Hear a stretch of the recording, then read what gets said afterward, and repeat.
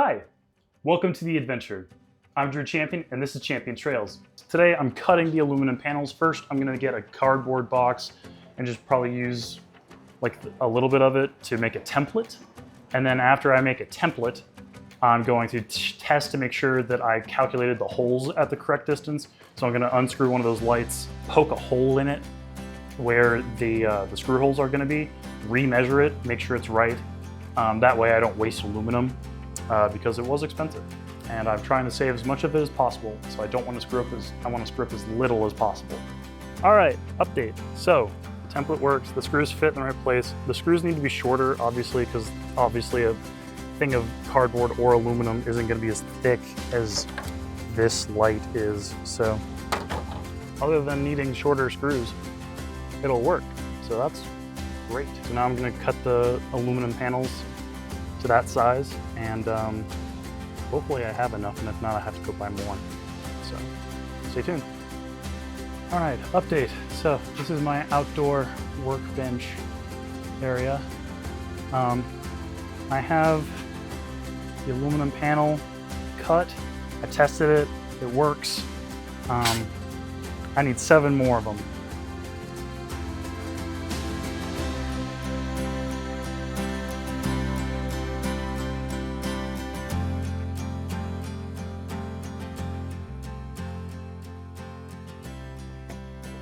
All right, so each panel is going to give me roughly 6, so I'm pretty sure I only need 8. So I'm going to cut these 6, and then I'll cut 2 more off of the fresh sheet, and that'll give me some aluminum to play with for other just like holes and stuff, because I don't know how big the holes are on that light bar. And I also have 2 smaller aluminum or smaller sections where there were lights that were already removed before I got the van, that I'll probably also go ahead and seal up.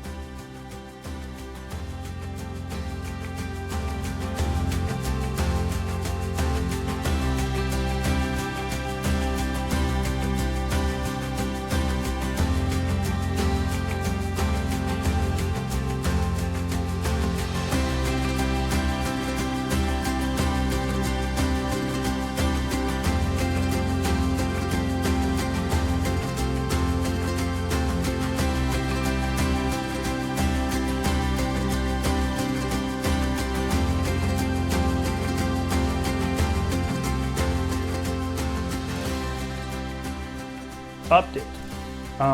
I got 7 plates out of that one metal sheet because I adjusted it. I don't know how much was in that video because it stopped recording. It recorded for like an hour, and I was out there for maybe an hour and a half.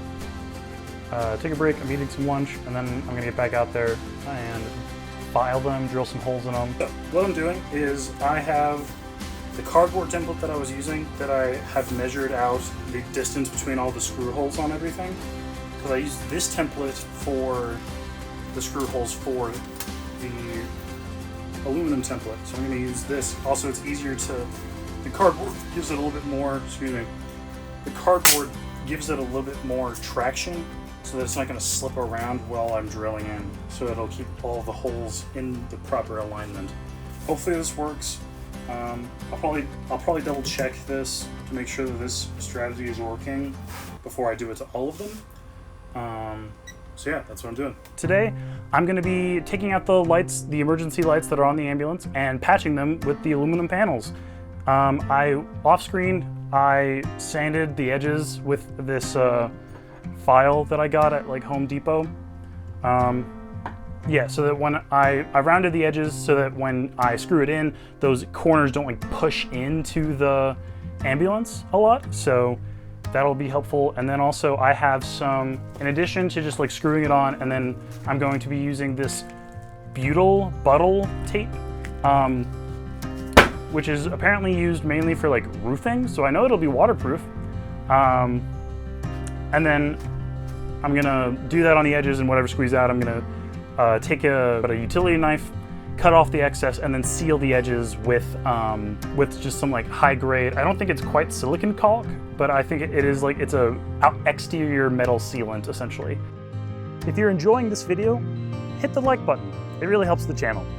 I've put rubbing alcohol on this, so it'll help clean it, and I'm gonna sand it so that it has maximum adhesion as well.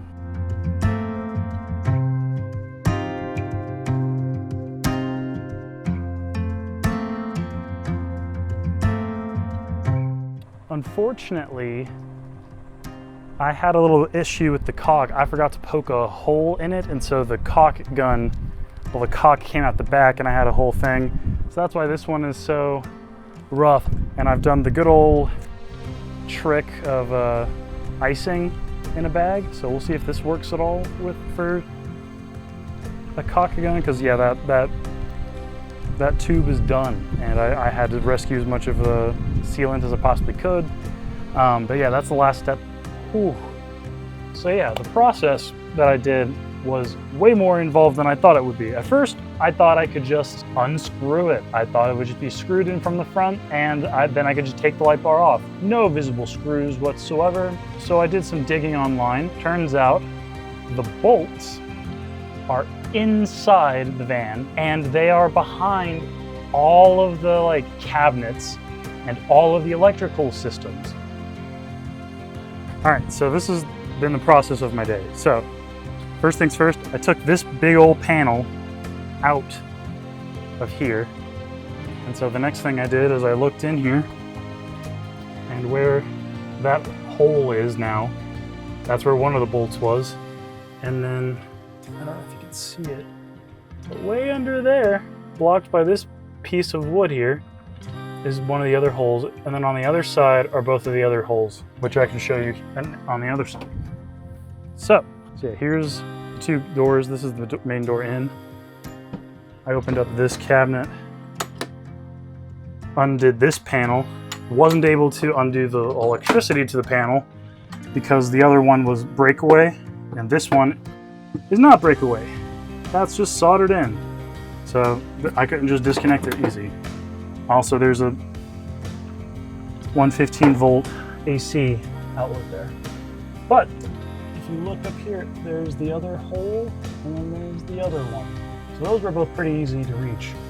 But the one that was super hard to reach that I had to come in through here to get to,